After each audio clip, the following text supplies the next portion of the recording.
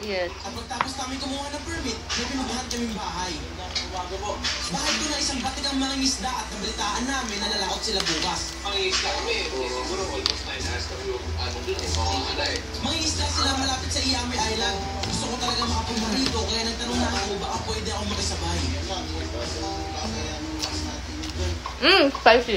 Yung pinili ko.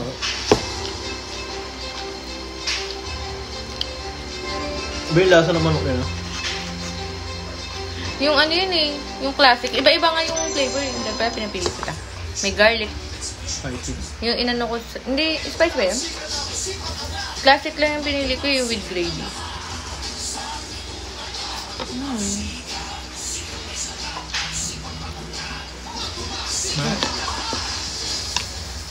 Hindi ako na, hindi ako makakain maayos.